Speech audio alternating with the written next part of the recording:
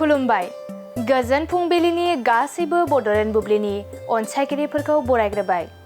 दिनै 2 मे बृहस्पतिबारनि फानजामुथिखौ फरायथिनो लादों आं उदांस्रि मोसाहारिया।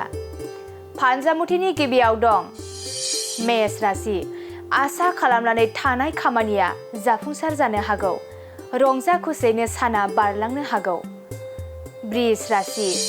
गावनि लोगोजों मानिबा जाहोनाव नांलायनो हागौ। गोसोआ दुखु मोनगोन। गाज्रि सान। मिथुन राशि। गोसोनि साननाय हनायफोरा फेलें थांनो हागौ। दुखु दाहाजोंनो साना बारलांनो हागौ। कर्कट राशि। मोजां मोनलायनायनि गेजेराव गोरोबलायनाय फैगोन। गोसोआ जोबोर रंजाखांनाय मोनगोन। सिंह राशि। जानाय लोंनायाव लेंहरजानो हागौ। खुसिनि सान जागोन। मोजां सान। कन्या राशि। गोबां जार्लायाव गोग्लैनांनो हागौ। साना जेथोगोनां जागोन। गाज्रि सान। तुला राशि।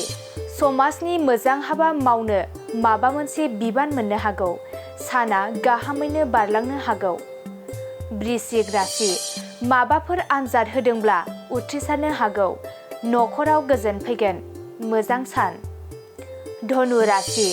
गावनि गोसोनि खोथाखौ गुबुननि सिगाङाव बुंथिनानै लानो हानाय नङा। गोसोआ उसुखुथु मोनबाय थानो हागौ। मकर राशि। गोजौ फारसे जौगालांनो हागोन। मोजां सोलोंथाइ लानो हागोन। मोजां सान। कुम्भ राशि। गाज्रि हाबा मावनानै बयनिबो सिगाङाव बदनाम जानो हागौ। जोबोरैनो गाज्रि सान जागोन। मीन राशि। नोंथांनि थांखिया जाफुंसारनो हागौ। गोजोन सान्थियैनो साना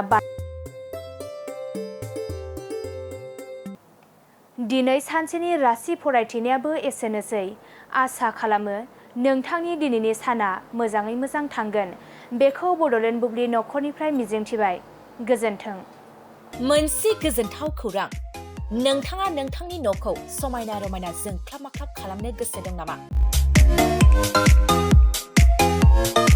थारैनो नोंथाङा नोंथांनि न'खौ समायना रमायना साजायनो गोसो दंब्ला नोंथांमोननि थाखाय बिजनेस बेन्स प्रडाक्ट्स कम्पानिया गोजोनथाव खौरां लानानै फैदों। गोदान बोसोर रंजालि बैसागु फोरबोजों लोब्बा लाखिनानै बेन्स प्रडाक्ट्स कम्पानिया नोंथांमोननि थाखाय अफार होनाय जादों। चिरां जिल्ला बेंटल गेट 27 राजा लामानि एबा सिबिथाय लामानि साखाथियाव नोंथांनि न'खौ समायना रमायना खालामनो गोसो जानाय रायजो राजाफोरनि थाखाय बिजनेस बेन्स प्रडाक्ट्सआ लानानै फैदों गोजोनथाव खौरां। पलिग्रेनाइट, WPC एबा PVC, wooden flooring, wallpaper, steel roofing, soffit ceiling बायदि गाबनि न' साजायग्रा खम बेसेनावनो नोंथांमोना बायनानै लांफैनो हागोन। बेनि अनगायैबो नोंथाङा गोबां बाथ्रा मिथिनो थाखाय नैबे 8474015053 जानबुं नम्बरनि गेजेरजों नोंथाङा फन खालामनानै मिथिनो हागोन।